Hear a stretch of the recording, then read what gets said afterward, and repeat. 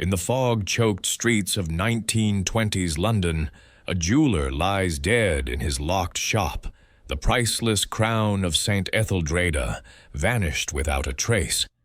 Hercule Poirot, with his razor-sharp mind, unravels a web of deceit, where a cunning killer hides among a society lady, a desperate partner, and a slippery thief.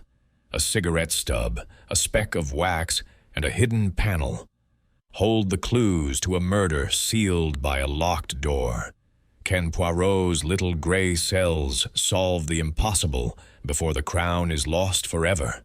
Dive into a mystery of greed, betrayal, and brilliance. Chapter 1.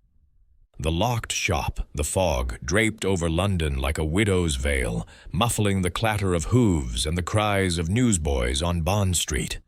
Hercule Poirot, his patent leather shoes gleaming despite the damp, paused before the unassuming facade of Gleeson and Sons, jewelers. The shop's sign, gilded but faded, swung faintly in the chill November breeze. A small crowd pressed against the police cordon, their murmurs rising like steam from the cobblestones.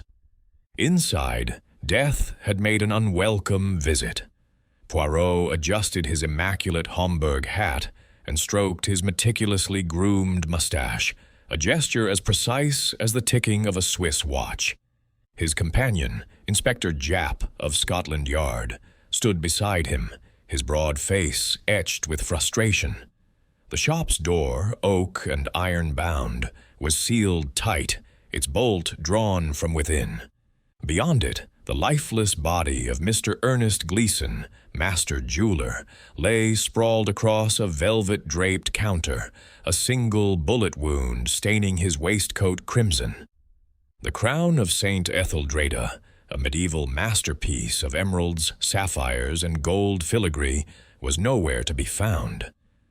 "Locked from the inside, Poirot," Japp said, his voice rough with the weight of the puzzle. He tapped the door with a gloved finger. "No sign of forced entry. Windows barred, chimney too narrow for a cat. Gleeson was alone when the shot was fired. Neighbors heard it at 8:30 last night, and that crown, worth a king's ransom, has vanished into thin air." Poirot's green eyes, sharp as cut glass, surveyed the scene through the shop's fog-misted window. "Mon ami, a locked room is not an obstacle, but an invitation. It dares us to see what is hidden in plain sight." He stepped closer, noting the faint gleam of brass on the door's lock, untouched by scratches or tampering. "Tell me, Japp, who are the players in this little drama?" Japp pulled a notebook from his overcoat, flipping it open with a grunt. "3 suspects, all with reason to want that crown. First, Lady Margaret Harrow, a society widow with a taste for rare jewels. She was here yesterday evening, says she was discussing a commission with Gleeson. Left before closing, or so she claims. Then there's Victor Crane, Gleeson's business partner. Shady fellow, drowning in debts, and word is he and Gleeson had a row last week. Finally, Tommy Drake. Slippery Drake to the underworld. A thief, with a record long as your arm, just out of Dartmoor. He was spotted lurking near the shop yesterday." Poirot nodded, his lips pursed as if tasting the facts. A client, a partner, a thief, each with a motive, each with a story. But only one, I think, with the audacity to stage such a performance. He gestured to the door. "Let us enter, Japp." The little gray cells, they demand to see the stage where this tragedy was played. Inside, the shop was a jewel box of dark wood and glass cases, their contents glinting under the gaslight. Rings, necklaces, and brooches lay undisturbed, but the air was heavy with the coppery scent of blood. Gleeson's body had been covered with a cloth, but Poirot's gaze lingered on the counter where he had fallen. A revolver, its barrel cold, rested near the body as if dropped in haste. A small safe in the corner stood ajar, its interior empty save for a velvet cushion that had once cradled the crown. "C'est curieux," Poirot murmured, bending to inspect the floor. His gloved fingers hovered over a speck of wax, no larger than a pinhead, near the safe. He straightened, his eyes darting to an ashtray on the counter, where a single cigarette stub lay, its paper yellowed and unfamiliar. The weapon, the wax, the cigarette. Small things, Jap, but they whispered truths the murderer would prefer we did not hear. Jap scratched his chin. "You're seeing clues where I see chaos, Poirot. The shot was close range, no struggle. Looks like Gleason knew his killer, but how'd they get out? That's the devil of it." Poirot smiled, a flicker of amusement in his precise demeanor. "The devil, mon ami, is in the details, and Hercule Poirot is no stranger to devils." He turned, his cane tapping the floor as he studied the room once more. "We shall meet these suspects, yes? Their words, their gestures, they will betray what the locked door conceals." As they stepped back into the fog, Poirot's mind churned. A locked shop, a dead jeweler, a missing crown, and 3 souls entangled in suspicion. The stage was set, and the curtain had risen on a mystery that would test even the formidable intellect of Hercule Poirot. Chapter 2. The Cast of Suspicion. The fog had thickened by the time Hercule Poirot arrived at the Gleason residence, a stately Georgian house just off Grosvenor Square, its windows glowing faintly against the gray November afternoon. The air was heavy with the scent of coal smoke and damp leaves, and Poirot, ever immaculate in his tailored overcoat and polished shoes, stepped carefully to avoid the muddy patches on the pavement. Inside, the parlor of the late Ernest Gleason awaited, a room of somber elegance where the suspects had been gathered at Poirot's request. Inspector Jap, trailing behind, muttered about the futility of interrogating such a disparate trio, but Poirot's eyes gleamed with anticipation. "Mon ami," he said, adjusting his mustache, "it is in the meeting of minds that the truth begins to show its face. Each word, each glance is a thread in the tapestry of this crime." The parlor was a study in contrasts. Heavy mahogany furniture, polished to a mirror sheen, clashed with the faint air of neglect that hung over the room, as if the house itself mourned its master. A fire crackled in the grate, casting flickering shadows on the damask wallpaper, and a silver tea service sat untouched on a sideboard, its surface reflecting the tense faces of the 3 individuals seated within. Poirot took his place in a high-backed chair, his small frame commanding the room with an authority that belied his stature. Jap stood by the door, notebook in hand, his expression one of resigned patience. "Let us begin," Poirot said, his voice clear and precise, "with introductions. For though you are known to the police, it is to Hercule Poirot that you must now account." The first to speak was Lady Margaret Harrow, a woman whose elegance was as sharp as a blade. She sat nearest the fire, her posture rigid, her black silk dress rustling faintly as she shifted. Her age, Poirot estimated, was closer to 50 than 40, though her face, framed by silver-streaked auburn hair, retained a striking beauty. Her gloved hands clutched a lace handkerchief, which she twisted absently, and her gray eyes met Poirot's with a mixture of defiance and unease. "I am Lady Margaret Harrow," she said, her voice low but steady. "Widow of Sir Reginald Harrow, and a patron of Mr. Gleason's establishment for many years. I assure you, Mr. Poirot, I had no hand in this dreadful affair." Poirot inclined his head, his gaze never leaving her. "Madame, you were at the shop yesterday evening, were you not? Pray, tell me of your visit."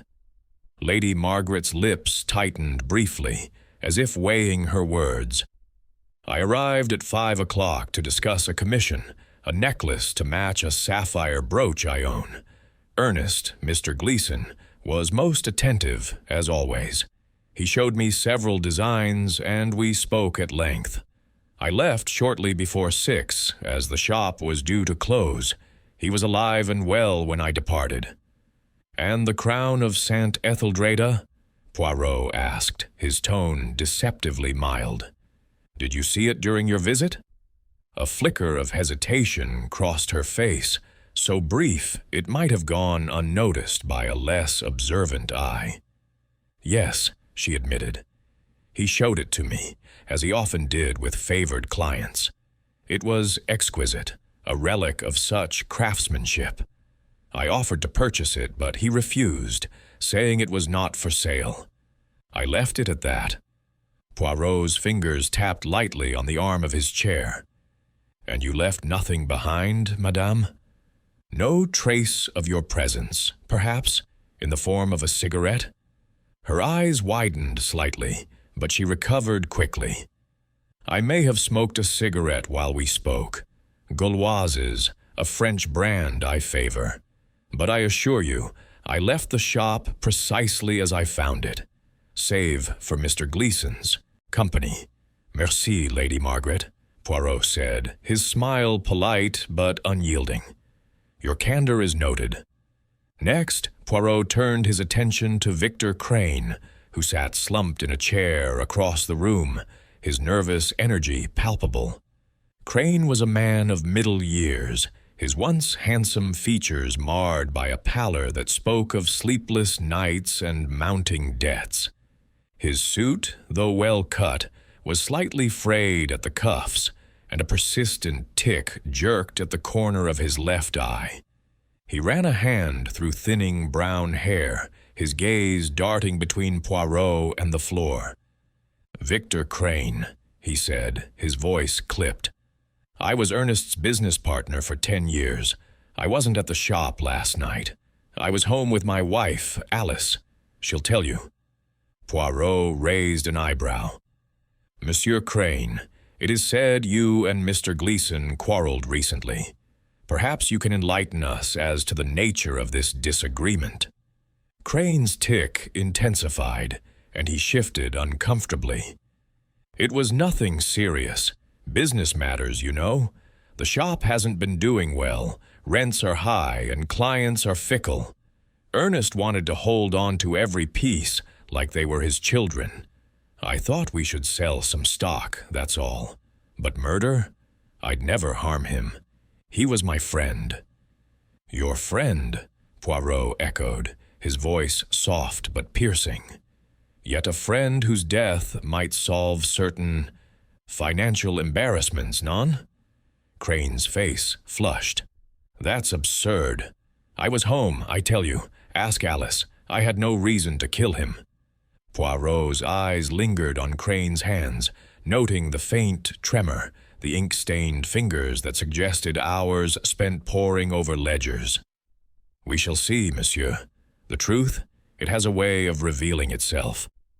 Finally, Poirot's gaze settled on Tommy Drake, known to the criminal underworld as Slippery Drake. He lounged in a corner chair, his lean frame draped in a cheap suit that did little to disguise his roguish air. His dark hair was slicked back, and a smirk played at the corners of his mouth, as if the proceedings amused him. His eyes, however, were sharp, missing nothing. "Tommy Drake," he drawled, lighting a cigarette with a flourish. "Just a humble man trying to go straight, Mr. Poirot. I ain't killed nobody." Poirot's lips curved slightly. "Monsieur Drake, your reputation precedes you. A thief of some skill, recently released from His Majesty's prison. You were seen near the shop yesterday. Perhaps you can explain your interest in Gleeson and Sons?" Drake exhaled a plume of smoke, his grin widening. "I won't lie to you, Gov. I cased the place a few days back. That crowns the talk of certain circles, you know? But I didn't break in. That lock's a beast. Too much for me. I was just window shopping, you might say. Saw Lady Margaret leave around 6, then I scarpered. Didn't see nothing else." "Nothing else?" Poirot pressed, his tone sharpening. "A man of your observational talents, monsieur, surely noticed more than a lady's departure?" Drake's smirk faltered, but he shrugged. "It was dark, foggy, maybe a shadow or two, but I wasn't sticking around to take notes." Poirot leaned back, his hands folded neatly in his lap. "Merci, Mr. Drake. Your reticence is as illuminating as your words." The room fell silent, save for the crackle of the fire. Lady Margaret's handkerchief lay crumpled in her lap. Crane's tick seemed to pulse in rhythm with the ticking clock, and Drake's cigarette sent lazy spirals of smoke toward the ceiling. Jap shifted impatiently by the door, but Poirot remained still, his mind a whirl of impressions. Each suspect had presented a facade, but beneath their words lay contradictions, hesitations, and half-truths that intrigued him. "Mesdames et messieurs," Poirot said at last, rising with a graceful motion, "you have each told me a story, but stories are not always truths. The locked shop, the missing crown, the death of Mr. Gleeson, these are not mere events but a puzzle, carefully constructed. One of you has the ingenuity to create such a puzzle, to lock a door after a crime, to make a treasure vanish. Hercule Poirot will find that one." Lady Margaret's lips parted as if to protest, but she said nothing. Crane's hands clenched, and Drake's smirk returned, though it lacked its earlier confidence. Poirot turned to Jap, his voice low. "We must return to the shop, mon ami. The scene itself will speak where these lips do not." As they left the parlor, Poirot's mind churned with the details. Lady Margaret's hesitation over the cigarette, Crane's nervous tic and financial woes, Drake's calculated vagueness. The cigarette stub found at the scene, a common player's navy cut, did not match Lady Margaret's Gauloises, nor did it fit Drake's preference for roll-ups. Crane claimed not to smoke at all. And then there was the speck of wax near the safe, a detail so small yet so significant. "The little gray cells, they are awake," Poirot murmured to himself, stepping into the fog once more. The Gleeson residence faded behind them, its windows dimming in the gathering dusk. Poirot's cane tapped a steady rhythm on the pavement, a counterpoint to the questions swirling in his mind. The locked door, the empty safe, the solitary cigarette.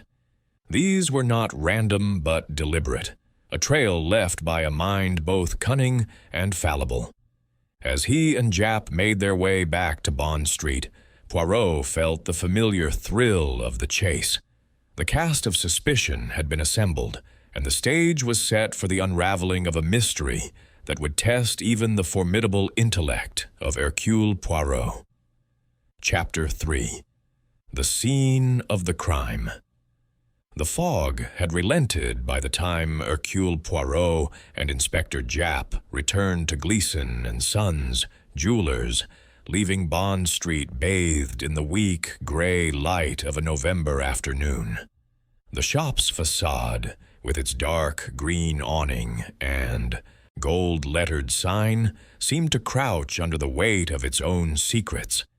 A constable stood guard at the door, his face pinched against the chill, and he saluted Jap as they approached. Poirot, his eyes sharp as ever, noted the curious glances of passers-by, their whispers trailing like the mist that lingered in the air. "The public, mon ami," he said to Jap, "they sense a drama, but it is within these walls that the true story unfolds. Jap pushed open the heavy oak door, its bolt now unfastened by the police, and the two men stepped into the hushed interior of the shop. The air was stale, tinged with the metallic scent of blood and the faint musk of polished wood. The gaslights, unlit, left the room in a twilight gloom, broken only by slivers of daylight filtering through the barred windows. Glass cases lined the walls, their contents, rings of diamond and garnet, necklaces of pearl and amethyst, gleaming softly, untouched by the violence that had occurred mere feet away. At the center of the shop, on a velvet-draped counter, the outline of Ernest Gleason's body was marked by a chalk silhouette, the corpse itself having been removed to the morgue. A revolver, its grip worn and barrel cold, lay nearby, tagged as evidence by Jap's men. Poirot stood motionless for a moment, his small, neat figure a stark contrast to the disarray of the crime scene. His green eyes swept the room, taking in every detail with the precision of a watchmaker. "C'est ici," he murmured, "that the murderer played their hand, and in their haste they left cards for Hercule Poirot to read." Jap, ever practical, gestured to the revolver. Single shot, close range, straight through the heart, no sign of a struggle. Gleason knew his killer, I'd wager, but the door, Poirot, locked from the inside, bolt drawn tight, no key found on the body or in the room. And those windows? He pointed to the iron bars, thick and unyielding. Not even a rat could slip through. It's a proper riddle. Poirot nodded, his lips pursed as he approached the counter. The chalk outline was stark against the dark velvet, and he crouched to examine the floor beneath. His gloved fingers hovered over a tiny speck of wax, no larger than a grain of sand, glinting faintly in the dim light. "Curieux," he said, producing a small envelope from his pocket and carefully collecting the fragment. "Wax, Jap, in a shop of jewels. It is not a common thing. Non?" Jap frowned, peering over Poirot's shoulder. "Could have come from a candle. Gleason might have been working late, checking his stock." "Perhaps," Poirot said, but his tone suggested skepticism. He rose and moved to the small safe in the corner, its door ajar, revealing an empty velvet cushion where the crown of Saint Etheldreda had rested. The safe's lock bore a faint scratch, barely visible to the untrained eye, as if a tool had grazed it in passing.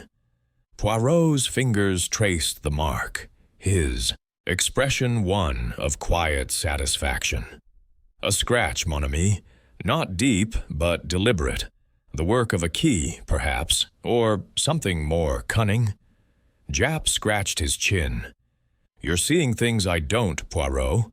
The safe was open when we got here. No sign it was forced. If the crown was taken, the thief knew the combination." "Or," Poirot said, his voice soft but firm, "they wished us to believe it was so." He turned his attention to an ashtray on the counter, where a single cigarette stub lay, its paper yellowed and marked with the faint logo of Player's Navy cut. He lifted it with a pair of tweezers, holding it to the light. "This cigarette, Jap, it is not the Gauloises of Lady Margaret, nor the roll-ups favored by Mr. Drake. And Mr. Crane, he claims not to smoke. Yet here it is, a silent witness to the crime." Jap shrugged. "Could belong to anyone. A customer, a delivery boy. Doesn't mean it's the killer's." Poirot's smile was enigmatic. In a shop as meticulous as this, a cigarette stub is not a casual thing. It was left here, Jap, either by accident or design, and Hercule Poirot does not believe in accidents. He moved to the door, examining the bolt with care. It was heavy, well-oiled, but stiff, requiring deliberate force to slide into place. Poirot's fingers traced the lock plate, noting its pristine condition. No scratches, no signs of tampering. He closed the door and tested the bolt, sliding it back and forth with a faint metallic scrape. The door was locked from within, he mused, yet the key is missing. C'est intéressant. The murderer wishes us to believe the impossible, that they vanished like a phantom. Jap snorted. Phantom or not, they got out somehow. Maybe there's a secret panel, like in those penny dreadfuls. Poirot's eyes twinkled. You mock, mon ami, but the mind of the criminal is often theatrical. Let us consider the room itself. He paced the shop, his cane tapping a steady rhythm on the polished floor. The windows, barred and sealed, offered no egress. The chimney, as Jap had noted, was too narrow for even a child. The walls, solid and unmarred, revealed no hidden doors. Yet Poirot's gaze returned to the safe, the wax, the cigarette, and the absent key. The answer lies not in what we see, he said, but in what we are meant to see. He knelt once more, inspecting the floor near the safe. A faint smudge, barely discernible, caught his eye. A trace of dirt, perhaps, or ash. He collected it carefully, adding it to his envelope. Every detail, Jap, is a thread, and these threads, they will weave the truth. Jap sighed, his patience thinning. You're chasing shadows, Poirot. We've got 3 suspects, all with motives. Lady Margaret wanted that crown, Crane's drowning in debt, and Drake's a born thief. One of them did it, and I'll wager it's not as complicated as you're making it. Poirot straightened, his expression serene but resolute. Complication, mon ami, is the hallmark of the clever mind. This crime was not the work of impulse, but of calculation. The locked door, the empty safe, the cigarette, they are not random, but part of a design. And Hercule Poirot will unravel it. As they stepped back into the street, the constable resuming his post, Poirot's mind was alight with possibilities. The speck of wax, the scratched lock, the incongruous cigarette. These were not mere clues, but signposts, pointing to a truth hidden in plain sight. The shop, with its locked door and vanished crown, was a stage, and the murderer had played their part with audacity. But Poirot, with his little gray cells, was no mere spectator. He would follow the threads, however faint, to the heart of the mystery. Chapter 4. Lady Margaret's Tale. The fog had lifted, leaving London's streets glistening under a pale afternoon sun as Hercule Poirot made his way to Lady Margaret Harrow's residence in Mayfair. The grand house, with its white stucco facade and black iron railings, stood as a testament to old wealth, though its curtains were drawn, lending it an air of seclusion. Poirot, his cane tapping a precise rhythm on the pavement, paused to adjust his gloves before ringing the bell. The mystery of Gleeson and Sons gnawed at his mind. The locked door, the missing crown, the solitary cigarette stub, and Lady Margaret, with her poised elegance and fleeting hesitation in the parlor, was the first thread he intended to unravel. A maid, starched and silent, ushered him into a drawing-room of understated opulence. Velvet drapes framed tall windows, and a chandelier cast prisms of light across a marble fireplace. Lady Margaret sat at a rosewood table, a silver tea service before her, its steam curling like a question mark in the air. She rose to greet him, her black silk dress whispering against the polished floor. "Mr. Poirot," she said, her voice smooth but guarded. "I expected you might call. Please, sit." Poirot took the offered chair, his small frame settling with the grace of a cat. "Madame, you are most kind to receive me. The matter of Mr. Gleeson's death is one of great complexity, and your account, I believe, holds pieces of the puzzle." Lady Margaret poured tea with a steady hand, though her gray eyes flickered with something Poirot could not yet name. Apprehension, perhaps, or calculation. "I've told Inspector Japp all I know," she said, passing him a cup. "I visited the shop at 5, discussed a necklace, and left before 6. Ernest was alive. The shop was in order. I cannot fathom how this tragedy occurred." Poirot sipped his tea, his gaze never leaving her. "Précisément, madame. You spoke of a necklace, yet you also saw the crown of Saint Etheldreda. A remarkable piece, non? Tell me, what passed between you and Mr. Gleeson regarding this crown?" Her fingers tightened briefly on her saucer, a movement so subtle it might have escaped a less observant eye.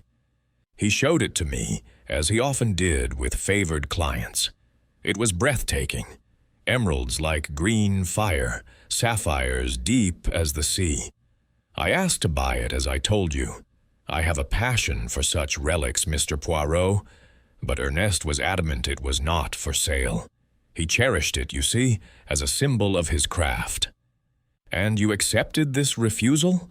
Poirot asked, his tone mild but probing. "A woman of your means, madame, is not accustomed to being denied." A faint flush touched her cheeks, but her voice remained even. "I am not a child, Mr. Poirot. I expressed my disappointment and left. There was no quarrel, no scene. Ernest was his usual courteous self." Poirot set his cup down, his fingers steepled before him. "C'est intéressant. And during this courteous exchange, you smoked a cigarette, perhaps? A Gauloise, you said. A French brand, most distinctive." She hesitated, her eyes narrowing slightly.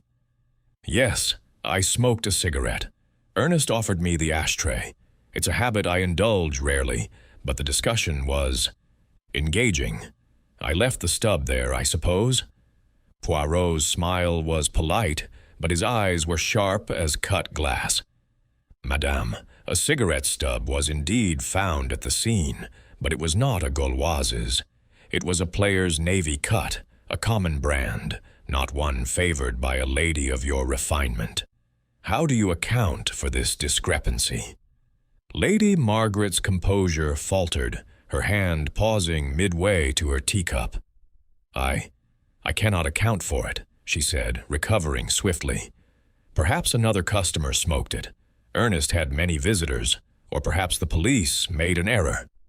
"Non, madame," Poirot said softly. "The police, they do not err in such matters, and Hercule Poirot even less so. This cigarette, it is a clue, and it does not belong to you. Yet you were there, and you admit to smoking. A curious contradiction, n'est-ce pas?" She leaned back, her expression hardening. "I don't care for your insinuations, Mr. Poirot. I've told you the truth. I left Ernest alive, and I know nothing of his death or the crown's disappearance." Poirot tilted his head, studying her as one might a rare painting. "The truth, madame, is a delicate thing, often hidden behind the most polished surfaces. You say you left at 6, yet Mr. Drake, the thief, saw you depart the shop. He mentioned a shadow in the fog, someone lingering near the premises. Did you see anyone as you left?" Her lips parted, then closed as if weighing her response. "The fog was thick," she said at last. "I saw no one, though I confess I was preoccupied. I hailed a cab and returned home. If Mr. Drake saw a shadow, it was not my concern." Poirot nodded, his expression inscrutable. "Merci, Lady Margaret. You have been most forthcoming. But permit me to observe the smallest details. They betray the heart of a matter. A cigarette, a shadow, a refusal to sell a crown. These are not trifles, but signposts." She rose, her posture regal but tense. I have nothing more to say, Mr. Poirot. If you seek answers, look to those with less to lose than I." As the maid showed him out, Poirot's mind churned with impressions. Lady Margaret's elegance was a mask, her words carefully chosen, yet her hesitation over the cigarette and her quick dismissal of the shadow hinted at something unspoken. The player's navy cut stub, so at odds with her Gauloise's, was a discord in the harmony of her tale. Had she lied about smoking, or had another left the stub to mislead? And the shadow Drake mentioned, could it point to another player in this drama? Stepping into the crisp Mayfair air, Poirot adjusted his scarf, his little gray cells alight with possibilities. Lady Margaret was no mere bystander. Her poise concealed a motive yet to be uncovered. The shop, with its locked door and empty safe, awaited his return, and the clues, the wax, the scratch, the cigarette, whispered of a truth that lay just beyond his grasp. "Patience," he murmured to himself, "for the truth, it reveals itself to those who listen." Chapter 5. The Partner's Burden. The late afternoon light cast long shadows across London's streets as Hercule Poirot approached the modest office of Victor Crane, tucked above a tobacconist's shop in Soho. The building was a far cry from the elegance of Lady Margaret's Mayfair residence, its brick facade stained with soot and its narrow staircase creaking underfoot. Poirot, his polished shoes navigating the worn steps with care, felt the weight of the mystery pressing upon him. The locked shop, the missing crown, the incongruous cigarette stub. These were pieces of a puzzle that demanded clarity, and Victor Crane, with his nervous tic and whispered debts, was the next to face the scrutiny of Poirot's little gray cells. The office door, its paint peeling, bore a brass plate reading, "Crane and Gleason, Jewelers." Poirot knocked sharply, and after a moment's shuffle, the door swung open to reveal Victor Crane himself, his face pale and his tie askew. The man's left eye twitched as he gestured Poirot inside, his movements jerky, like a marionette with tangled strings. "Mr. Poirot," he said, his voice tight, "I've been expecting you, though I can't imagine what more I can tell you." The office was a chaos of papers and ledgers, strewn across a desk scarred with ink stains. A single window, grimy with city dust, let in a feeble glow, illuminating shelves cluttered with jewelers' tools, sample stones, and a half-empty bottle of cheap whiskey. A wax seal, its crimson hue catching Poirot's eye, rested beside a pile of unpaid bills. Crane sank into a chair, rubbing his hands together as if to ward off a chill, though the room was stuffy. "Sit, please," he said, pointing to a rickety chair.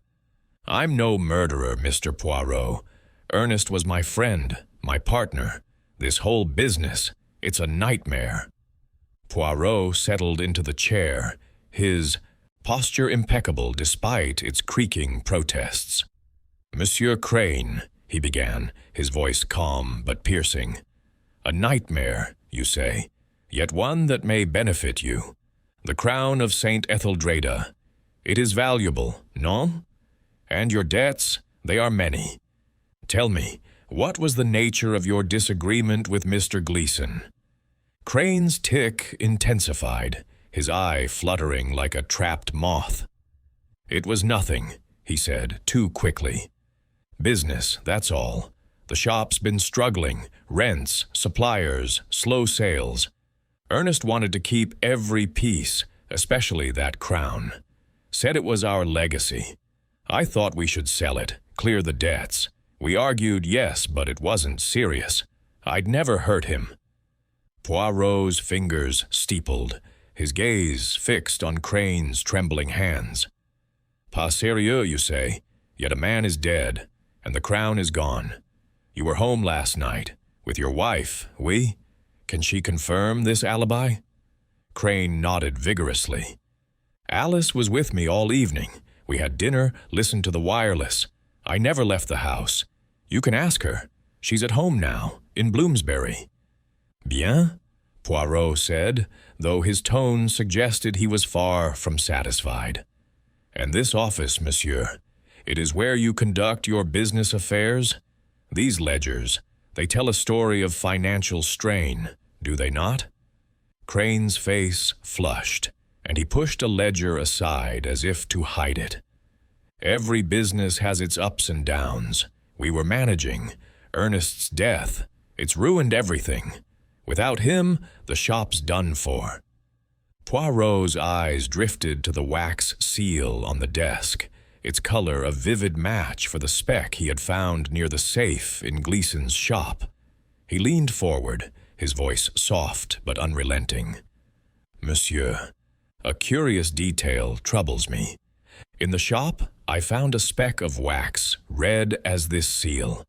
It is not common in a jeweler's shop, where precision is paramount. Have you perhaps been making impressions? Of keys, maybe? Crane's hands froze, and for a moment his tic seemed to still. Wax? I use it for sealing letters, that's all. Business correspondence, nothing unusual. His voice cracked, betraying his unease. Poirot rose, circling the desk with the grace of a panther. He lifted the wax seal, turning it in his gloved hand. Correspondence? Oui, but perhaps also something more. Practical? A key to the shop or to the safe? Such a thing would be useful for a man in need of funds. That's preposterous, Crane snapped, standing abruptly. I didn't touch the safe, and I didn't kill Ernest. You're grasping at straws, Mr. Poirot. Poirot's smile was serene, but his eyes were sharp. Straws, monsieur? No. I grasp at truths, however small. And this wax, it speaks to me. As does your coat, there. He gestured to a worn overcoat hanging on a rack.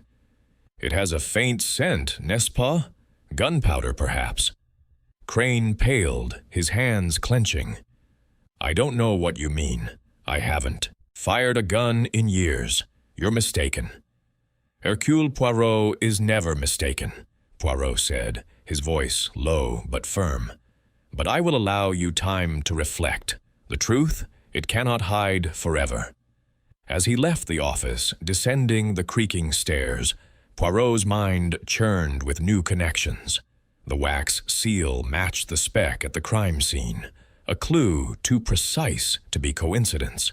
Crane's nervous demeanor, his debts, his argument with Gleason, all pointed to a man desperate enough to act. Yet the cigarette stub, a player's navy cut, remained a puzzle. Crane claimed not to smoke, and the stub did not align with Lady Margaret's Gauloises or Drake's roll-ups. Was it a deliberate misdirection or a careless error? Outside, the Soho streets bustled with evening trade, the air thick with the smells of tobacco and roasted chestnuts. Poirot paused, his cane resting lightly on the pavement. Mon ami, he murmured to himself, as if addressing Jap. The partner carries a burden heavier than debt, but is it guilt or merely fear? The wax, the gunpowder, the missing key. These were threads in a tapestry that grew clearer with each step. Crane's alibi would need checking, and his wife's testimony would be crucial. But for now, Poirot's little gray cells were alive, with the certainty that Victor Crane knew more than he had revealed. Chapter 6. The Thief's Gambit. The evening had settled over London like a velvet cloak, the gaslights casting pools of amber on the damp cobblestones of a narrow street in Shoreditch. Hercule Poirot, his overcoat buttoned against the chill, navigated the bustling thoroughfare with the precision of a metronome, his cane clicking a steady rhythm. The pub he sought, the Black Raven, squatted between a pawn shop and a butcher's, its windows fogged with the breath of its patrons. The scent of stale ale and tobacco wafted out as Poirot pushed open the door, his small, meticulous figure a stark contrast to the rough-hewn clientele within. Tommy, Slippery Drake, the third suspect in the murder of Ernest Gleeson and the theft of the crown of St. Etheldreda, had agreed to meet here, in his element. Poirot's little gray cells were primed for the challenge, for Drake's roguish charm and half-truths promised a different kind of puzzle. Inside, the pub was a cacophony of raucous laughter and clinking glasses, the air thick with smoke and the tang of fried fish. Drake lounged at a corner table, his lean frame slouched in a chair, a pint of dark stout before him. His dark hair was slicked back, and his sharp eyes glinted with amusement as he spotted Poirot. A freshly lit cigarette dangled from his lips, its acrid smoke curling upward. "Well, if it ain't the great detective himself," Drake drawled, gesturing to the empty chair. "Fancy a pint, Mr. Poirot? Or don't they serve your sort of tipple in a place like this?" Poirot settled into the chair, his posture as impeccable as if he were in a Mayfair drawing-room. "Monsieur Drake," he said, his voice clear despite the din, "I have no taste for your stout, but for the truth, I have a great appetite. You are a man of, let us say, particular talents. I wish to hear more of your activities near Gleeson and Sons on the night of the murder." Drake's smirk widened, but his eyes were wary, like a fox sizing up a trap. He took a drag on his cigarette, exhaling slowly. "Told you already, Gov. I was scoping the place, sure. That crown's the talk of every crook in London, worth more than a year's take. But I didn't go in. That lock's a proper beast, too clever for me. I saw Lady Margaret flounce out around 6, lighting a cigarette as she went. Then I made myself scarce." Poirot's fingers tapped lightly on the table, his gaze fixed on Drake's face. "C'est intéressant, monsieur. You are observant, yet you claim to have seen so little. A shadow, you said, in the fog. Tell me more of this shadow. Was it man or woman? Tall or short? Did it move toward the shop or away?" Drake leaned back, his smirk faltering for a fraction of a second. "You don't miss much, do you? All right, I'll give you what I saw. It was dark, fog thick as pea soup. After her ladyship left, I lingered a bit. Call it professional curiosity. There was a figure near the shop's alley. Couldn't make out much, tallish, maybe, wearing a coat. Moved quick, like they didn't want to be seen. Didn't get a good look, so don't ask me for a name." Poirot's eyes narrowed, his mind seizing on the detail.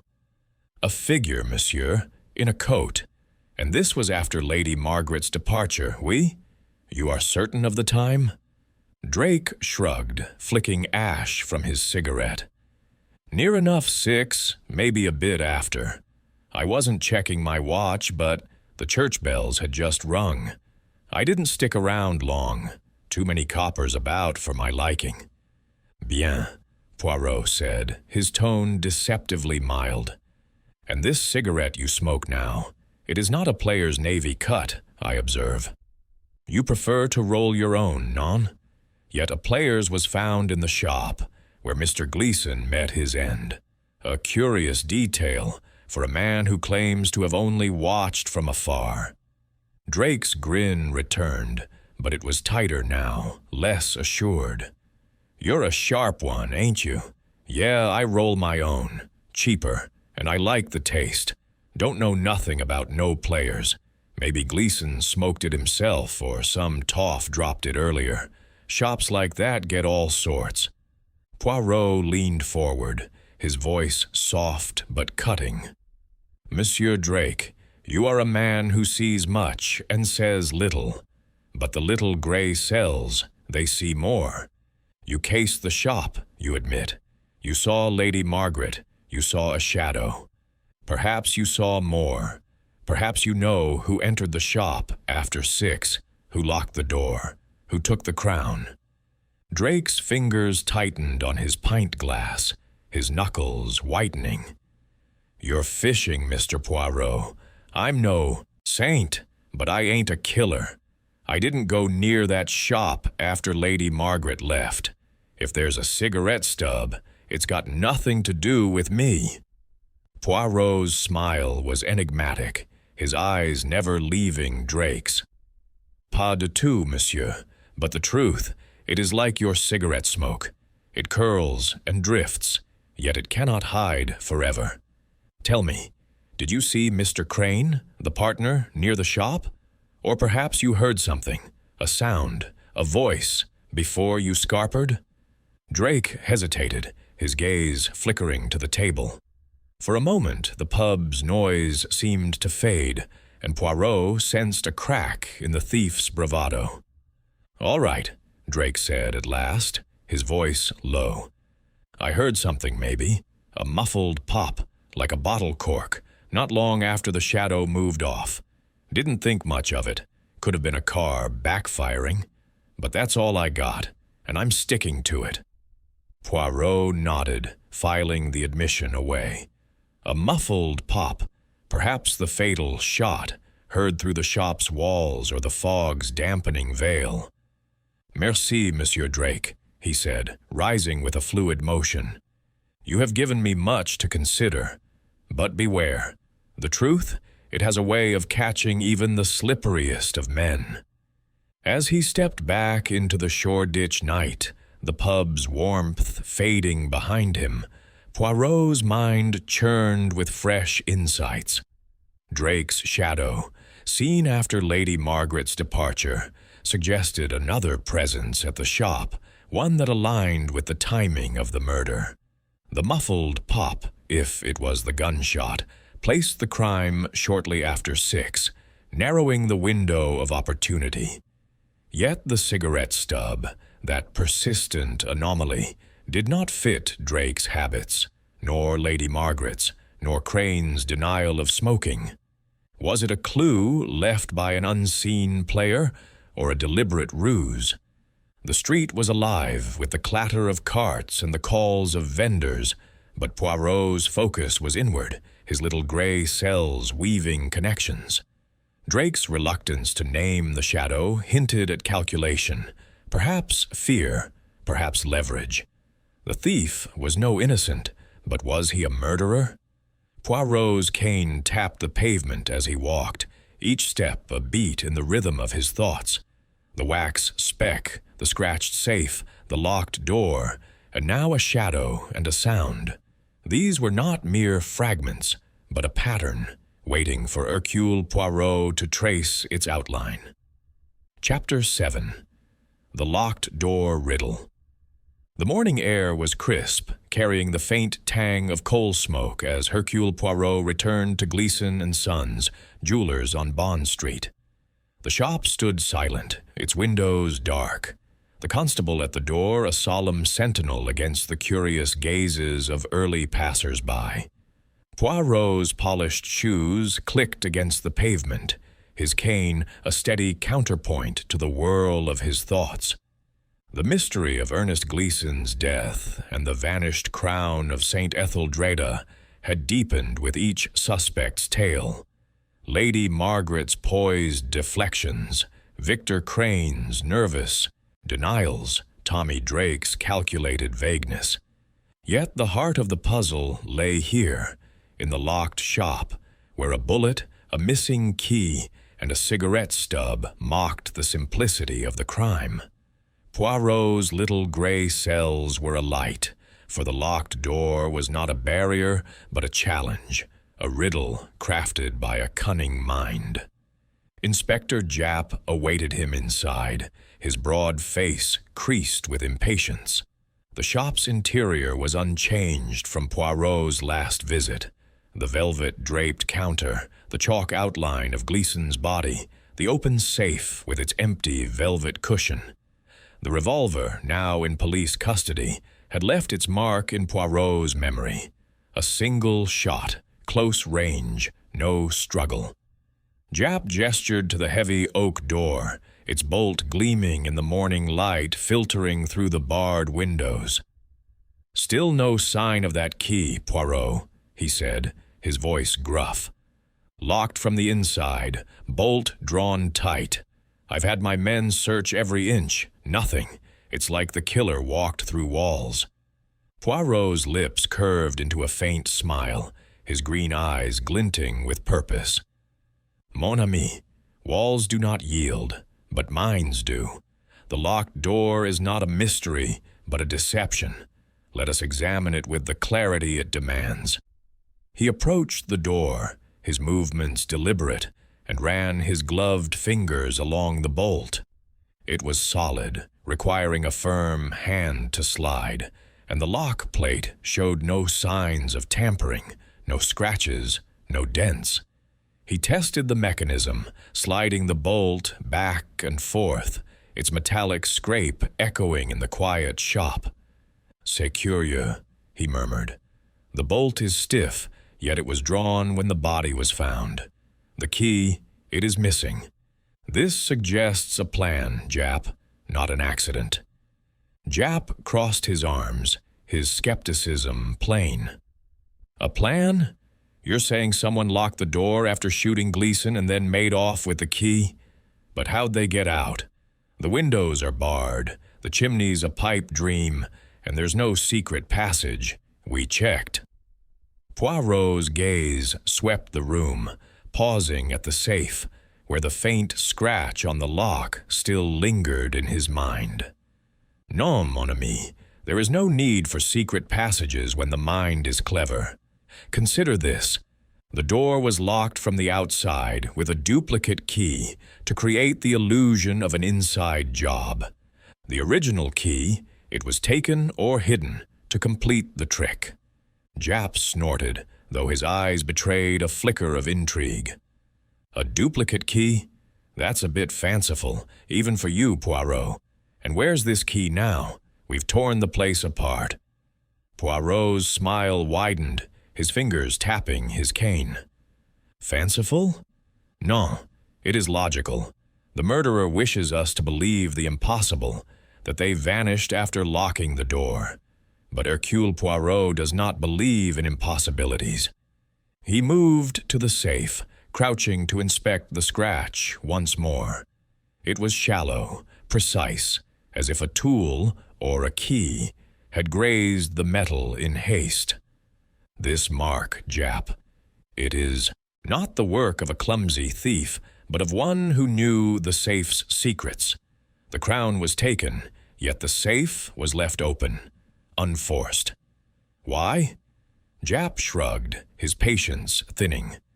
"Because they had the combination, like I said. Gleason probably opened it for them, or they knew it already.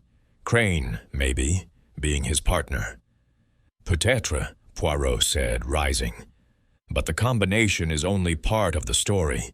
The wax speck I found here, it matches the seal in Mr. Crane's office. A duplicate key, made from a wax impression, could unlock both the safe and the door. The scratch suggests haste, a slip of the hand. The murderer was clever, but not infallible." Japp's brow furrowed. "You're pinning this on Crane, then?" "He's got the motive, debts up to his ears, and that wax business sounds like him. But what about the cigarette stub? He doesn't smoke, or so he says." Poirot's eyes gleamed as he approached the counter, where the ashtray had held the player's navy-cut stub, now in police evidence. "The cigarette. It is the discordant note in this symphony. Lady Margaret claims Gauloise's, Drake rolls his own, Crane denies smoking, yet a player's was left, a common brand, out of place in this shop of refinement. It is either a mistake or a misdirection, and I lean toward the latter." He paced the room, his cane tapping a rhythm as he reconstructed the crime. "Picture it, Japp. Gleason is here, at the counter, perhaps showing the crown. The killer enters, someone he trusts, for there is no struggle. A shot is fired, close range, and Gleason falls. The crown is taken from the safe, which is left open to suggest ease of access. The killer then locks the door with a duplicate key, leaving the original inside to confuse us, and exits, taking the duplicate with them. The cigarette is left, perhaps to point to another. Japp rubbed his chin, his skepticism softening. It's a neat theory, Poirot, but where's the proof? No duplicate key, no crown, and that original key's still missing. You're building castles in the air. Poirot's smile was serene, his confidence unshaken. Castles? Non, mon ami. I build a bridge to the truth, plank by plank. The key, it is hidden or destroyed, but its absence is as telling as its presence. And the crown? It has not left this shop as far as we think. A search, more thorough, may yet reveal it. He turned to the safe, running his fingers along its edges, probing for hidden compartments. The velvet cushion was pristine, but the safe's interior was deep, its walls smooth. "C'est possible," he murmured, "that the crown was never removed, only concealed. A false panel, perhaps, or a clever hiding place within." Japp sighed, gesturing to the room.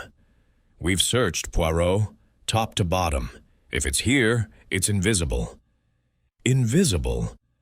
"Non, merely unseen," Poirot said, his eyes alight. "The murderer has played a clever game, but Hercule Poirot is no novice at riddles. We shall return, Japp, with fresh eyes. For now, let us consider the shadow Mr. Drake saw, the pop he heard.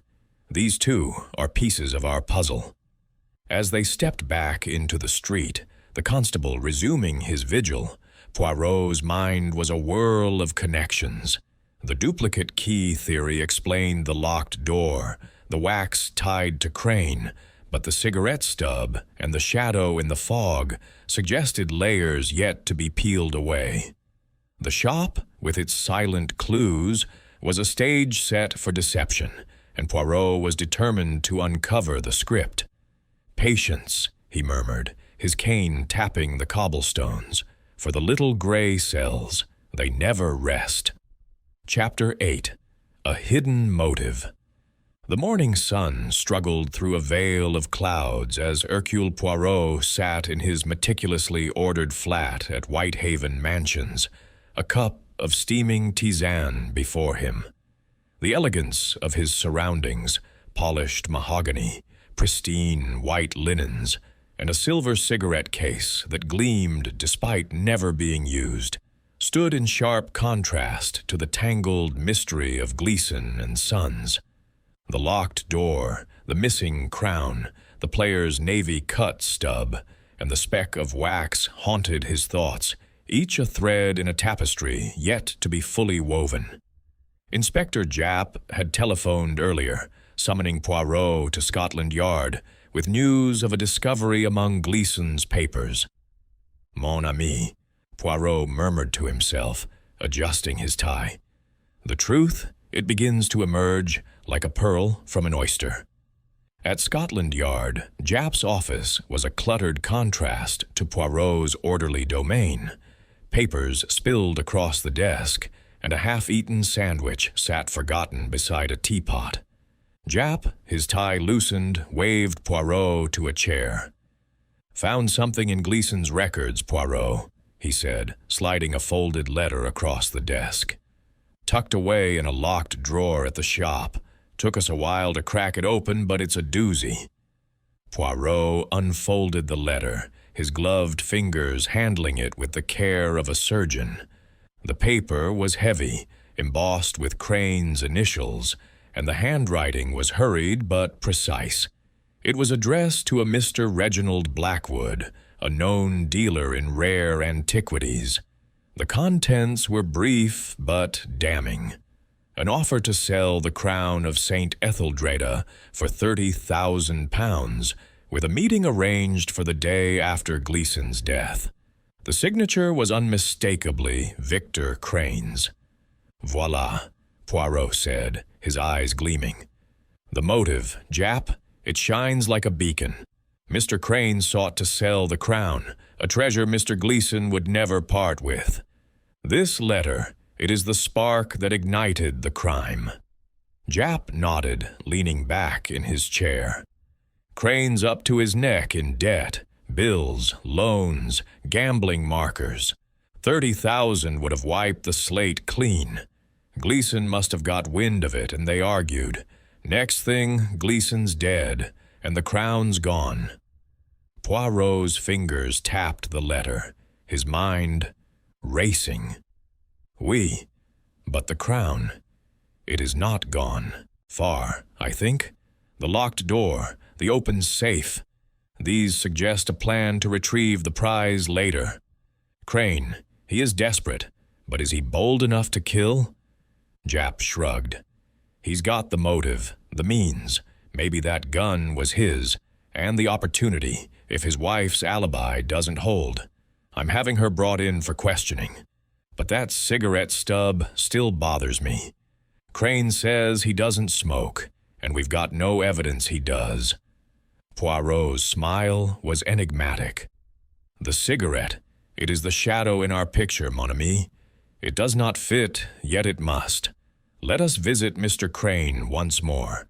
His burden grows heavier, and his tongue may loosen." They found Victor Crane at his Soho office, the chaos of papers and ledgers even more pronounced in the morning light. His face was haggard, his tic more pronounced, as if the weight of suspicion had carved deeper lines into his features. He stood as they entered, his hands fidgeting with a pen. "Mr. Poirot, Inspector," he said, his voice strained. "What now?" "I've told you everything." Poirot held up the letter, his gaze unrelenting. "Monsieur Crane, this letter tells a different story. You offered the crown of St. Etheldreda to a buyer, against your partner's wishes. £30,000, a sum to erase your debts, non? Yet Mr. Gleason refused to sell. Was this refusal worth his life?" Crane's face drained of color, and he sank into his chair, the pen clattering to the desk. I wrote that letter, yes," he stammered. "I was desperate. The shop was bleeding money and Ernest wouldn't listen. He treated that crown like it was his soul. But I didn't act on it. I didn't kill him. I was home with Alice. You can ask her." Poirot's eyes narrowed, catching the faint tremor in Crane's voice. "Monsieur, your desperation is clear, but your innocence is not. The wax speck in the shop, it matches the seal on your desk. A duplicate key, perhaps, to the safe or the door. And your coat, it carries the faint scent of gunpowder, a detail the police overlooked but not Hercule Poirot." Crane's hands clenched, his tic pulsing like a heartbeat. "Gunpowder?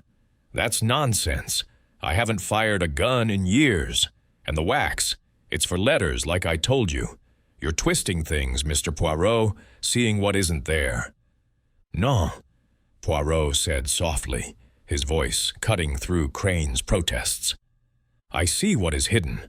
The letter, the wax, the gunpowder. These are not coincidences but clues. You planned to sell the crown, and when Mr. Gleason stood in your way, you acted. The locked door, it was your masterpiece, oui? A duplicate key to create the illusion of an inside job." Crane leapt to his feet, his voice rising. "That's madness. I loved Ernest like a brother. I'd never hurt him. You've got no proof, only guesses." Jap stepped forward, his tone gruff. "Calm down, Crane. We're checking your alibi with your wife. If she wavers, you're in, deep. And that letter, it's enough to bring you in for questioning." Poirot raised a hand, his expression serene but unyielding. "Patience, mon ami. Mr. Crane, You are a man under pressure, and pressure reveals cracks. The crown, I believe, is not far, perhaps hidden, waiting for your buyer. Tell me, where is it?" Crane's eyes darted to the window, then back to Poirot, his face a mask of panic. "I don't know. I swear it. I wrote the letter, yes, but I didn't take the crown. I didn't kill him." Poirot nodded, his gaze lingering on Crane's trembling hands. "Merci, monsieur. We shall see. The truth, it is like a jewel. It sparkles when the light finds it." He turned to Jap, his voice low. "We must search the shop again, Jap. The crown, I am certain, remains close, and Mrs. Crane, her testimony will be illuminating." As they left the office, the Soho streets buzzing with midday trade, Poirot's mind churned with connections. The letter confirmed Crane's motive, the wax tied him to the crime scene, and the gunpowder scent, though faint, suggested proximity to the fatal shot. Yet the cigarette stub, that persistent anomaly, did not fit. Was it a deliberate plant, meant to mislead, or a careless error by another hand? Crane's desperation was palpable, but his denials held a note of truth. Or was it fear masquerading as innocence? The mystery deepened, each clue a step closer to the heart of the crime.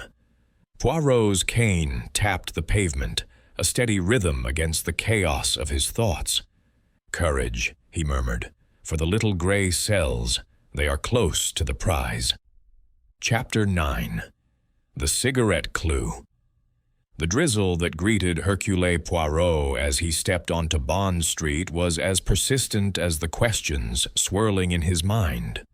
The gray afternoon, heavy with the scent of wet stone and coal smoke, seemed to mirror the elusive nature of the mystery at Gleeson & Sons.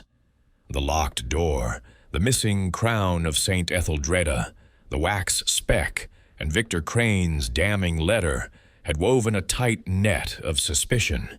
Yet one clue, the player's navy-cut cigarette stub found in the shop's ashtray, remained a discordant note. It matched neither Lady Margaret's Gauloises, Tommy Drake's roll-ups, nor Crane's claim of abstinence from smoking. To Poirot, this anomaly was not a mere detail, but a beacon demanding investigation. His cane tapped a resolute rhythm as he made his way to a tobacconist's shop, determined to unravel the stub's secrets. The tobacconist, a narrow establishment wedged between a tailor and a bookshop, bore the sign Harrington's Fine Tobaccos. Its windows displayed an array of pipes, cigars, and cigarette packets, their colors muted by the damp glass. Inside, the air was thick with the rich, earthy scent of tobacco, and shelves groaned under the weight of tins and pouches. Mr. Harrington, a wiry man with spectacles perched on a beak-like nose, looked up from his counter as Poirot entered, his small frame commanding attention despite the cluttered surroundings. "Monsieur Harrington," Poirot began, his voice precise and courteous, "I am Hercule Poirot, investigating a matter most grave. I seek your expertise on a cigarette, a player's navy cut, found at the scene of a crime. It is, I understand, a common brand, but perhaps you can enlighten me as to its habits and its devotees." Harrington adjusted his spectacles, his curiosity piqued. "Player's navy cut, you say?" "Common as rain in London, Mr. Poirot. Sold everywhere, corner shops, pubs, even street vendors. Working folks smoke it mostly. Cabbies, laborers, shop clerks. Cheap, reliable, nothing fancy. Not the sort you'd find in a high-class jeweler's, if that's what you're getting at." Poirot's eyes gleamed, his fingers steepled before him. "Précisément. In a shop of refinement, such as Gleeson & Sons, a player's stub is an intruder. Tell me, monsieur, do you sell this brand to many?" Perhaps a regular customer, or one who might stand out. Harrington rubbed his chin, his gaze drifting to the shelves. "Sell dozens of packets a day, sir. Hard to keep track. But I can tell you it's not a brand for the likes of Mayfair toffs or society ladies. Too plain for their tastes. You'd more likely find it in the hands of a delivery man or a street sweeper." Poirot nodded, filing the information away. "And the packet itself, would it bear marks of its owner? A fingerprint, perhaps, or a tear?" Harrington chuckled. "Fingerprints? Not likely, unless they're smudged with dirt or grease. The packets are flimsy, fall apart easy. A stub's just a stub, hard to trace unless you've got the packet it came from." "Merci, monsieur," Poirot said, his smile polite but sharp. "You have been most helpful. The common, it seems, can be most uncommon in the right context." Leaving the tobacconist, Poirot's mind churned with possibilities. The player's stub was no accident. It was either a careless trace left by the killer or a deliberate plant to mislead. Lady Margaret's Gauloises, with their French sophistication, did not match. Drake's roll-ups, crafted from cheap shag, were equally incongruous, and Crane, with his vehement denial of smoking, seemed an unlikely candidate. Yet the stub's presence in the pristine shop suggested intent, a clue meant to point elsewhere, or nowhere. Poirot's next stop was Scotland Yard, where Inspector Japp awaited with a fresh report. The office was as chaotic as ever, papers strewn like leaves after a storm. Japp, nursing a cup of tea, waved Poirot to a chair. "Checked on Mrs. Crane's alibi, Poirot," he said, flipping open a notebook. "Alice Crane swears Victor was home all evening. Dinner at 6, wireless till 9, bed by 10. Solid as a rock, unless she's lying to protect him." Poirot's brow arched, his fingers tapping his cane. "Mon ami, a wife's loyalty is a shield, but not always a truth. And the cigarette stub, have your men found its source?"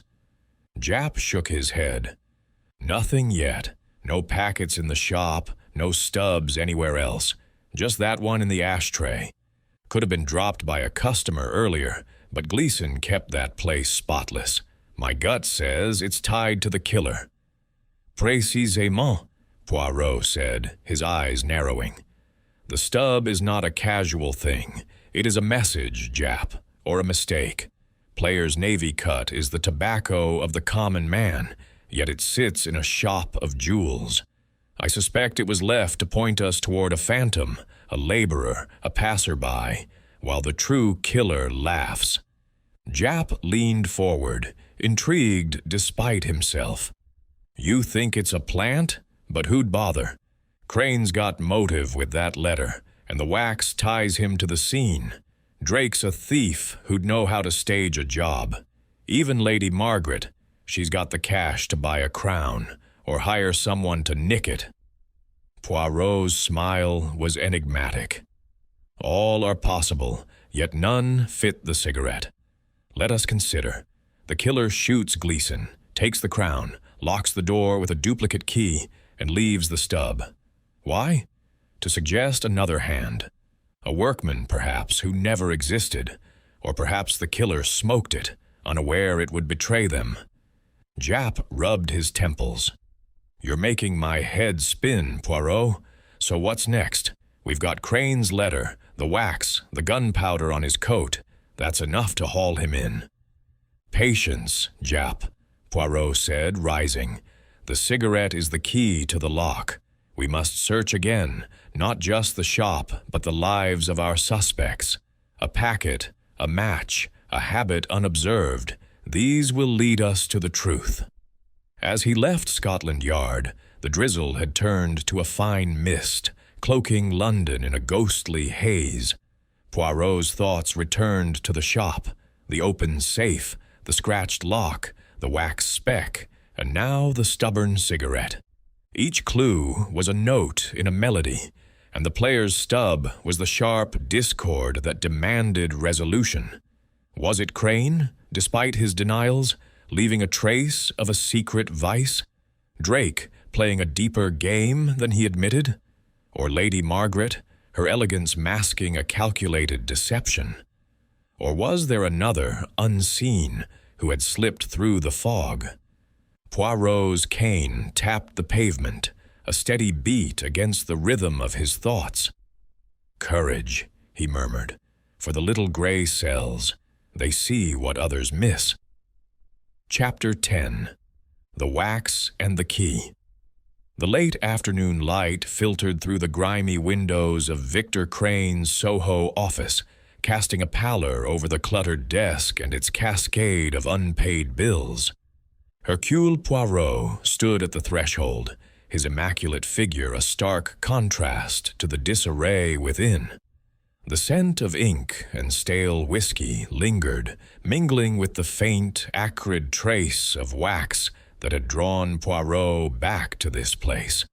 The mystery of Gleeson and Sons, the locked door, the missing crown of St. Etheldreda, the player's navy cut stub, had tightened its grip, and the speck of red wax found near the shop's safe, matching the seal on Crane's desk, was a clue too precise to ignore.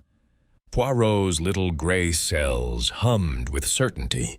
The wax held the key to the locked door riddle, and Crane, with his debts and damning letter, was at the heart of it. Crane stood behind his desk, his face gaunt, his left eye twitching like a trapped insect. His suit, once fine, hung loosely on his frame, and his hands trembled as he shuffled papers, feigning busyness. "Mr. Poirot," he said, his voice thin with strain. "You're back. I've told you everything. I don't know what more you want." Poirot's smile was polite but unyielding, his green eyes piercing. "Monsieur Crane, I want the truth, and it is here, in this office, that it begins to show itself."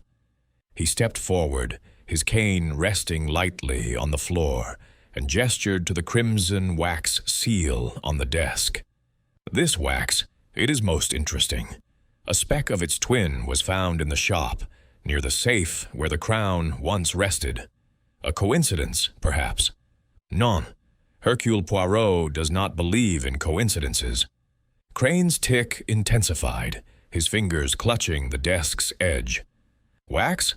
I told you, it's for sealing letters, business correspondence, nothing more." Poirot's gaze sharpened, and he lifted the seal, turning it in his gloved hand. "Correspondence, oui, but perhaps also a more practical use. A mold, monsieur, for a key, to the shop's door or the safe. You made a duplicate, did you not? To enter, to take the crown, to lock the door behind you, and create the illusion of an impossible crime." Crane's face drained of color, his voice rising in protest. "That's absurd. I made no key. I was home with Alice, I swear it. You're building fantasies, Mr. Poirot, with no proof." Poirot leaned closer, his voice soft but relentless. "Fantasies? Non. Truths, monsieur. The wax speck in the shop. It matches this seal. The safe's lock bears a scratch, as if a new key, poorly made, was used in haste. And your coat—" He gestured to the worn overcoat on the rack. "It carries the scent of gunpowder, a trace missed by the police but not by Hercule Poirot. You shot Mr. Gleeson, took the crown, and locked the door with a duplicate key, hiding the original to confuse us." Crane staggered back, his hands raised as if to ward off the accusation. "Gunpowder?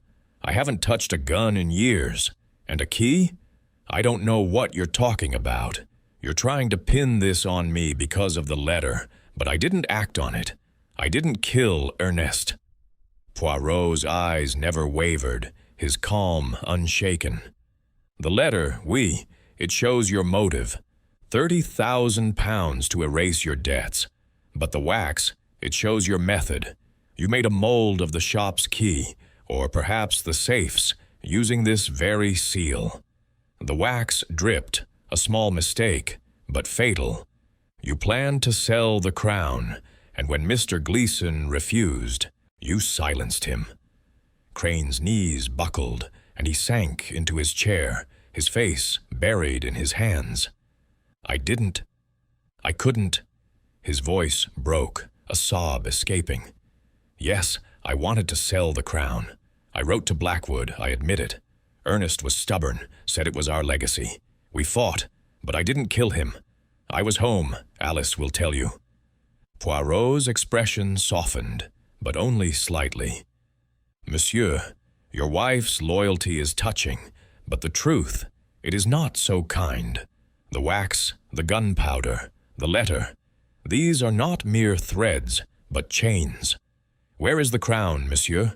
Hidden, perhaps, where only you could retrieve it. Crane's head snapped up, his eyes wild. I don't know. I swear I didn't take it. If it's hidden, someone else hid it. Drake, maybe, or that Lady Margaret. She's got the money to buy it or hire someone to steal it. Poirot tilted his head, considering. Peut-être. But the wax, it points to you. And the cigarette stub, the player's navy cut. It does not fit your claim of abstinence, nor Lady Margaret's Gauloises, nor Drake's roll-ups. Yet it was there, in the ashtray, a deliberate clue, or a careless error. Which is it, monsieur? Crane's hands clenched, his tick pulsing. I don't smoke, I've told you that. If there's a cigarette, it's not mine. Someone's trying to frame me, don't you see? Poirot nodded, his smile enigmatic. Frame, you say? A possibility, oui, but the frame. It is built with your own materials, the wax, the letter, the gunpowder. We shall see, monsieur. The truth, it cannot hide forever. As Poirot left the office, the Soho streets were alive with the clamor of evening trade, vendors hawking pies, cabbies shouting for fares. His mind churned with the confrontation's revelations. Crane's desperation was palpable, his denials fervent, yet the wax tied him to the crime scene with undeniable precision. The gunpowder scent, faint but distinct, suggested proximity to the fatal shot, and the letter to Blackwood cemented his motive.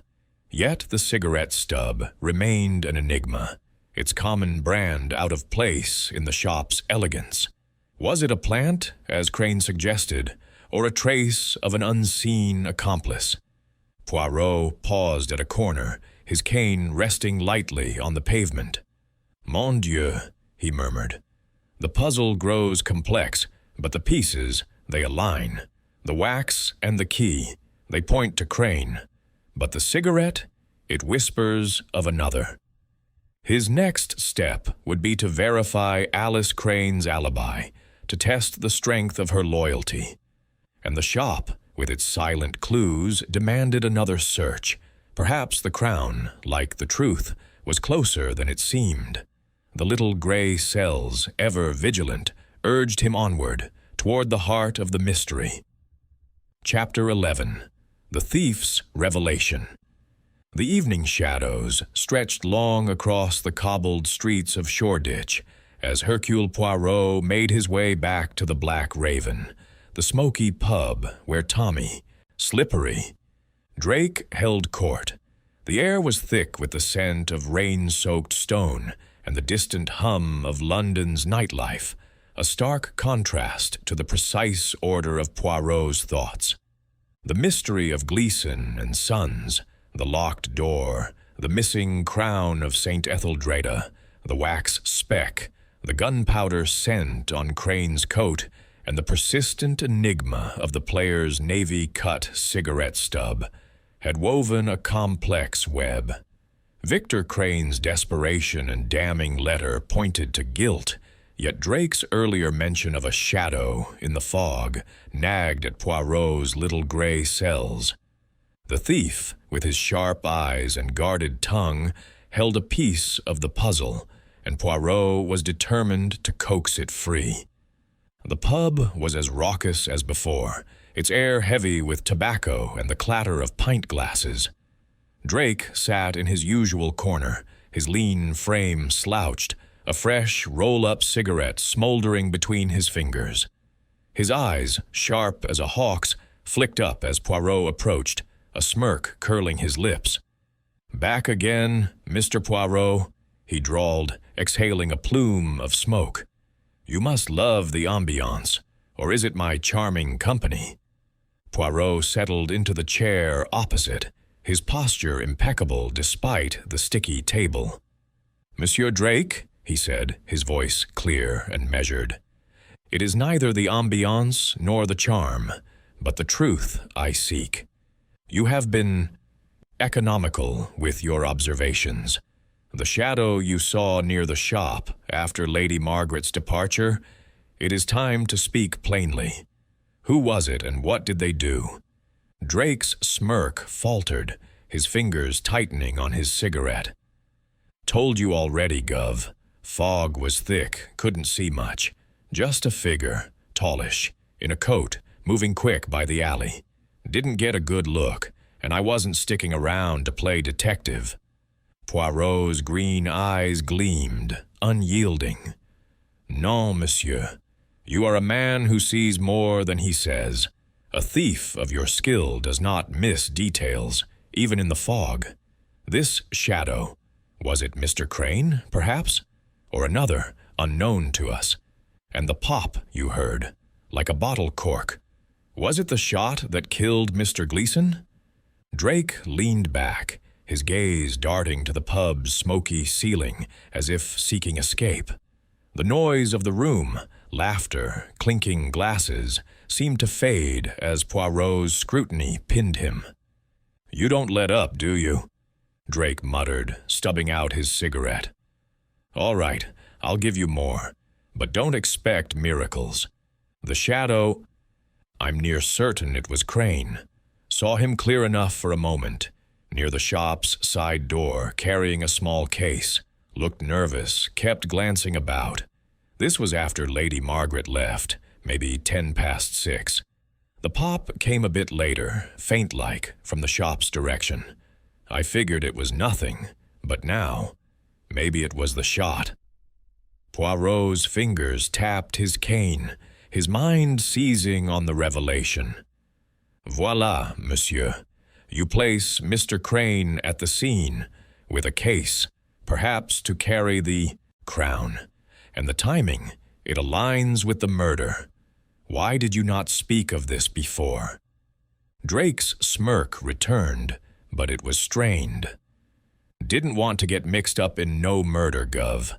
I'm a thief, not a snitch. Besides, I wasn't sure it was Crane till I thought it over. Fog plays tricks, and I've got my own troubles without pointing fingers." Poirot leaned forward, his voice soft but relentless.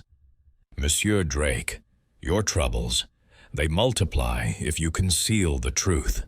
This case, describe it. Was it large enough for the crown? And Crane's demeanor, did he enter the shop or leave it?" Drake rubbed his jaw, his eyes narrowing. "Small case, like a doctor's bag, big enough for a crown, I'd wager. He was heading toward the shop, not away. Looked jumpy, like he was up to something. That's all I saw before I legged it. Didn't want no part of whatever he was planning."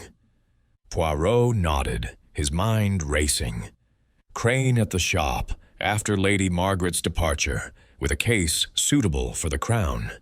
It was a damning image. The wax speck, the gunpowder, the letter to Blackwood, and now Drake's testimony wove a tight noose around Crane's neck. Yet the cigarette stub, that stubborn anomaly, did not fit. "Merci, monsieur," Poirot said, rising with a fluid motion. "You have been most illuminating. But beware. The truth, it catches even those who slip through shadows." As he stepped into the damp, Shoreditch night, the pub's clamor fading behind him, Poirot's thoughts churned. Drake's revelation placed Crane at the scene, contradicting his alibi, and aligning with the physical clues, the wax, the gunpowder, the scratched safe. The case suggested a plan to remove the crown, yet the safe's open state and the crown's absence hinted at a deeper deception. Had Crane hidden the crown elsewhere in the shop, intending to retrieve it later?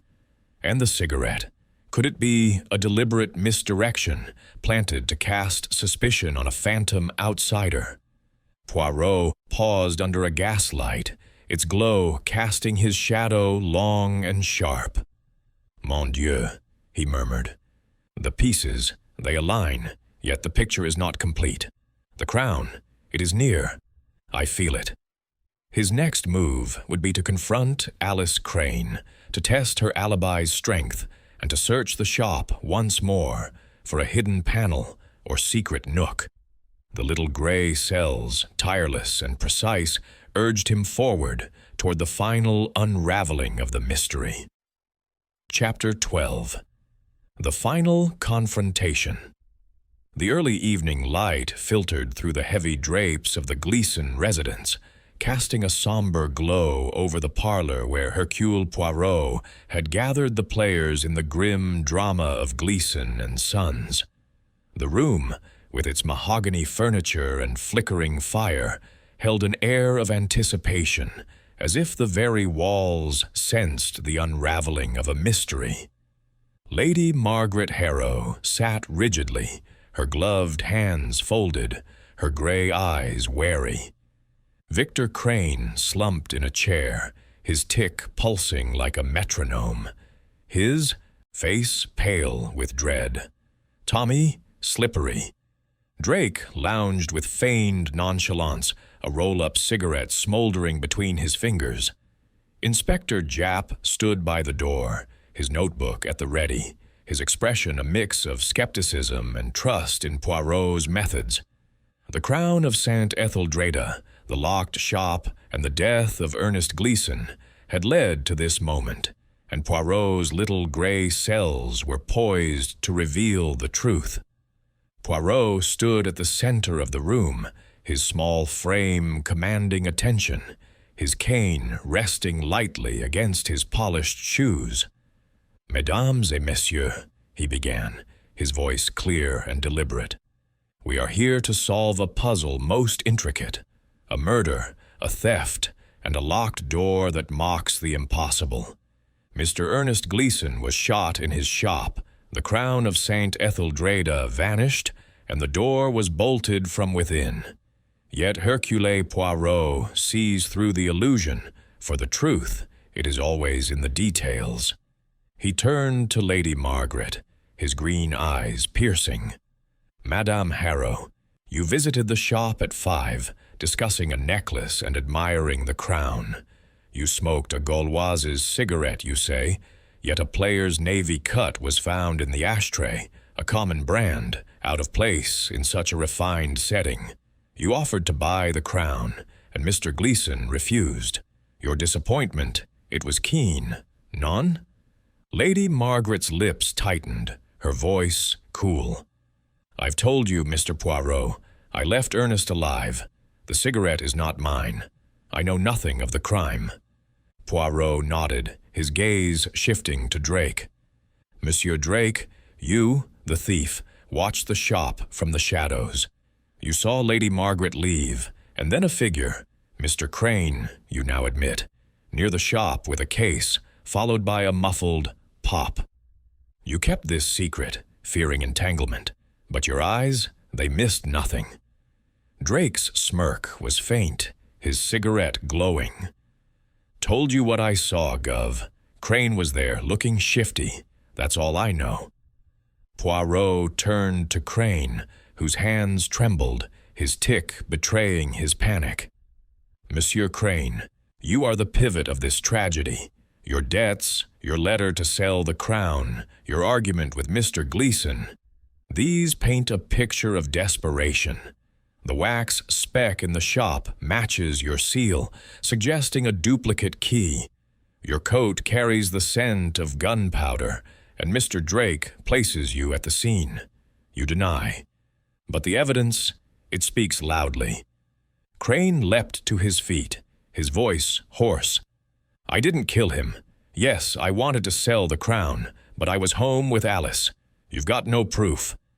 Poirot raised a hand, his calm unshaken. Silence, monsieur. The proof, it is here. He paced the room, his cane tapping softly. Let us reconstruct. Mr. Gleason was shot at close range, no struggle by someone he trusted.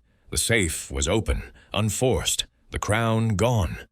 The door was locked from within, yet the key was missing. How? A duplicate key, made from a wax mold, allowed the killer to lock the door from outside, hiding the original inside to create the illusion of an impossible crime. He paused, his gaze sweeping the room. This morning, I returned to the shop, and there, in the safe, I found what the police missed. A false panel, cleverly concealed behind the velvet cushion. Within, the crown of St. Etheldreda, never removed but hidden, awaiting retrieval. The killer planned to return, to sell it to Mr. Blackwood for £30,000. Lady Margaret gasped. Drake's cigarette paused mid-air, and Crane's face crumpled. Japp stepped forward, his eyes wide. The crown's still there? Why didn't we find it? Poirot's smile was serene. Because, mon ami, you looked for what was taken, not what was hidden. The killer, they were clever, but not clever enough. The wax speck betrayed the making of a key. The gunpowder on Mr. Crane's coat betrayed his presence at the shot. And Mr. Drake's testimony places him at the scene with a case to carry the crown. He turned to Crane, his voice unrelenting. Monsieur Crane, you shot your partner, hid the crown in the false panel, and locked the door with a duplicate key, leaving the original inside. The cigarette stub, a player's navy cut, was your error, or perhaps a deliberate plant to suggest another. You smoked it, oui? A habit you hid, but the stub, it betrayed you. Crane collapsed into his chair, his voice a broken whisper. I needed the money. Ernest wouldn't sell. He was going to ruin us. I shot him, hid the crown, planned to get it later. The cigarette. I didn't think. I smoked one, just one, to steady my nerves. Japp moved forward, cuffs in hand. Victor Crane, you're under arrest for the murder of Ernest Gleason. As Crane was led away, Lady Margaret's face softened with relief, and Drake's smirk returned, tinged with respect. Poirot adjusted his mustache, his expression serene. Mes amis, the truth, it is always in the details. The wax, the gunpowder, the hidden panel. Hercule Poirot sees what others miss. The fire crackled, the parlor now quiet, as the mystery of the vanished crown was laid to rest, its brilliance restored by the little gray cells of Hercule Poirot.